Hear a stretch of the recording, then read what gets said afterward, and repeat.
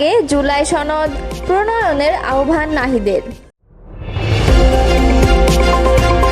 কোরবানি, বৈষম্য ও দুর্নীতির বিরুদ্ধে একটি প্রতীকী বার্তা। ভারতে আওয়ামী লীগ নেতা ও 2 বাংলাদেশি আটক হয়ে মুক্ত। জুবাইদা এবং জাইমার নামে ভুয়া অ্যাকাউন্ট খুলে অপপ্রচার, অভিযোগ বিএনপির। আওয়ামী লীগ ও নিষিদ্ধ ছাত্রলীগের 3 নেতা গ্রেপ্তার। এতক্ষণ শুনছিলেন সংবাদ শিরোনাম, এবারে বিস্তারিত। জাতীয় নাগরিক পার্টির আহ্বায়ক নাহিদ ইসলাম বলেছেন, জাতীয় নাগরিক পার্টি দৃঢ়ভাবে বিশ্বাস করে একটি টেকসই গণতান্ত্রিক পথ কেবলমাত্র জন আকাঙ্ক্ষা ও কাঠামোগত সংস্কারের উপর ভিত্তি করে প্রতিষ্ঠিত হতে পারে।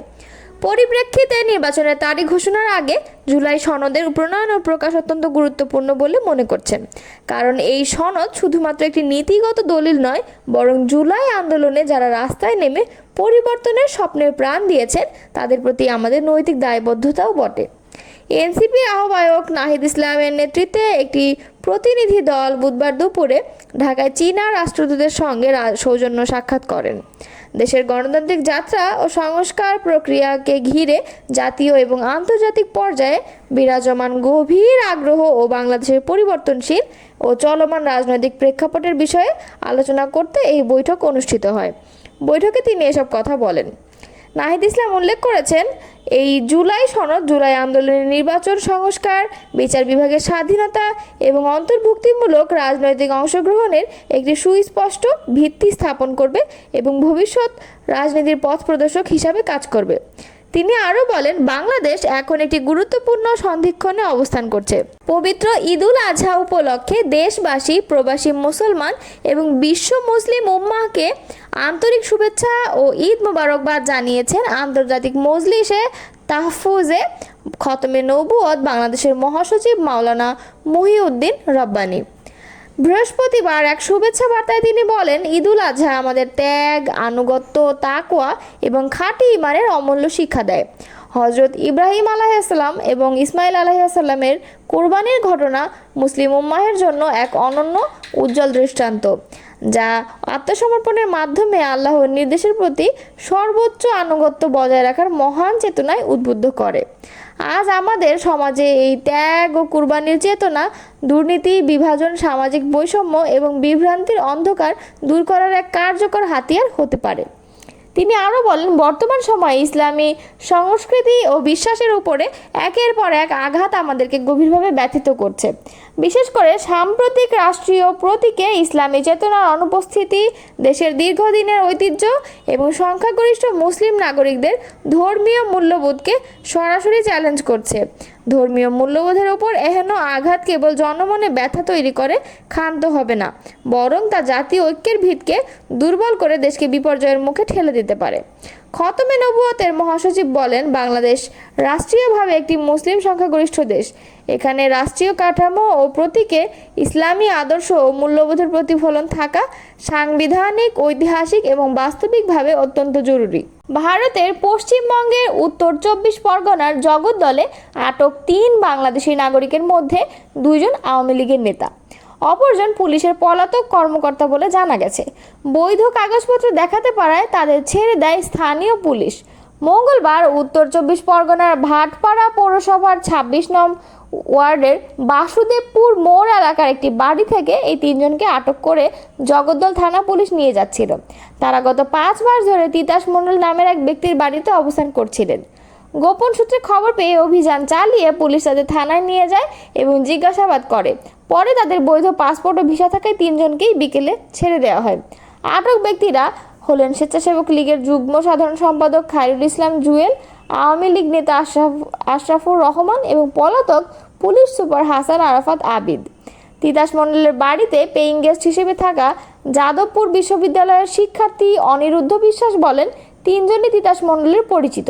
তারা পাসপোর্ট ও ভিসা নিয়ে বৈধভাবে ভারতে এসেছেন।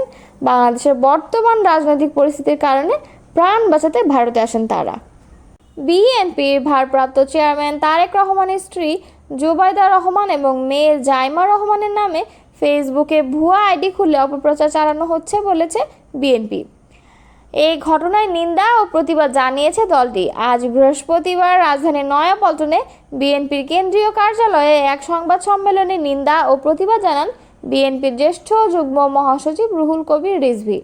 বিএনপি বলেছে, ভুয়া অ্যাকাউন্ট থেকে অসত্য ও বানোয়াট পোস্ট, মন্তব্য এবং আর্টিফিশিয়াল ইন্টেলিজেন্সের মাধ্যমে তাদের ছবি ব্যবহার করে নানা ধরনের ভিডিও বানিয়ে সেসব সামাজিক যোগাযোগ মাধ্যমে প্রচার করা হচ্ছে। এ ধরনের অপরাধের সঙ্গে জড়িত ব্যক্তিদের আইনের আওতায় আনতে আইন শৃঙ্খলা রক্ষাকারী বাহিনীর প্রতি আহ্বান জানিয়েছেন বিএনপি। সংবাদ সম্মেলনে রুহুল কবির রিজভী বলেন, এসব প্রচার ভিত্তিহীন ও অসত্য। এ কাজ দুষ্ট চক্রের উদ্দেশ্য প্রণোদিত।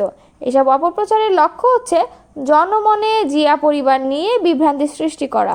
যারা এ ধরনের জালিয়াতিতে যুক্ত রয়েছে তারা সুদূর প্রসারী কোনো চক্রান্তের নীল নকশা বাস্তবায়ন করছে। রুহুল কবির রিজভী আরও বলেন, বিএনপির ভাবমূর্তিকে নানাভাবে কালিমা লিপ্ত করার অপচেষ্টায় ব্যর্থ হয়ে এখন জিয়া পরিবারকে টার্গেট করে নানামুখী অতৎপরতা শুরু হয়েছে। তিনি বলেন, জোবাইদা রহমান ও জাইমা রহমান নামের এমন অপপ্রচার শুধু গর্হিত কাজই নয়, এটি একটি ফৌজদারি অপরাধ। আমরা এর নিন্দা ও প্রতিবাদ জানাই। এ ধরনের অপকর্মে জড়িত ব্যক্তিদের অবিলম্বে আইনের আওতায় এনে দৃষ্টান্তমূলক শাস্তির জোরদার দাবি জানাচ্ছি। এ বিষয়ে সাধারণ ডায়েরি করা হয়েছে কিনা এমন প্রশ্নের জবাবে রুহুল কবির রিজভী বলেন, আমরা করব। অতীতে নিজের নামে চালু থাকা ভুয়া আইডির বিষয়ে থানায় সাধারণ ডায়েরি করেও প্রতিকার পাননি বলে জানান রুহুল কবির রিজভী। রাজধানী ঢাকায় ঝটিকা মিছিল বিরোধী বিশেষ অভিযান চালিয়ে আওয়ামী লীগ ও নিষিদ্ধ ঘোষিত সংগঠন ছাত্রলীগের 3 নেতাকর্মীকে গ্রেফতার করেছে ঢাকা মেট্রোপলিটন পুলিশের গোয়েন্দা বিভাগ। বৃহস্পতিবার ডিএমপির মিডিয়া অ্যান্ড পাবলিক রিলেশনস বিভাগের উপপুলিশ মোহাম্মদ তালিবুর রহমান এসব তথ্য জানান। গ্রেপ্তাররা হলেন আওয়ামী লীগের বাণিজ্য বিষয়ক উপকমিটির সদস্য মোহাম্মদ হুমায়ুন কবির সুজন, রাজশাহী বিশ্ববিদ্যালয়ের সৈয়দ আমির আলী হল শাখা ছাত্রলীগের সাবেক সভাপতি গোলাম রব্বানী সর্দার এবং আওয়ামী লীগ কর্মী মোহাম্মদ মেহেদী হাসান। ডিবির বরাত দিয়ে মোহাম্মদ তালিবুর রহমান বলেন, গতকাল বুধবার দিবাগত রাত আনুমানিক 12:30টায় রাজধানীর টিকাটুলিয়া এলাকা থেকে হুমায়ুন কবির সুজনকে গ্রেপ্তার করে ডিবি লালবাগ বিভাগের একটি চৌকস দল অপরদিকে একই দিনে ভোর 5:30টার দিকে মিরপুর এলাকায় অভিযান চালিয়ে মেহেদী হাসানকে গ্রেপ্তার করা হয়েছে। এছাড়াও বুধবার সন্ধ্যা 7:30টায় মোহাম্মদপুরের ঢাকা উদ্যান হাউজিং এলাকা থেকে গোলাম রব্বানী সর্দারকে গ্রেপ্তার করে ডিবি মতিঝিল বিভাগের একটি দল। তিনি মাগুরা 1 আসনের সাবেক সংসদ সদস্য সাইফুজ্জামান শিখরের ঘনিষ্ঠ সহযোগী এবং ধানমন্ডি ডায়াগনস্টিক সেন্টারের পরিচালক হিসেবেও পরিচিত। তিনি আরও জানান, গ্রেপ্তাররা সংঘবদ্ধভাবে আইন শৃঙ্খলা পরিস্থিতি অবনতির মাধ্যমে রাজনীতিতে আতঙ্ক ছড়ানোর অপচেষ্টা চালাচ্ছিলেন। তাদের বিরুদ্ধে বিভিন্ন থানায় একাধিক মামলা রয়েছে। গ্রেপ্তারদের বিরুদ্ধে আইনানুগ ব্যবস্থা গ্রহণের প্রক্রিয়া চলছে।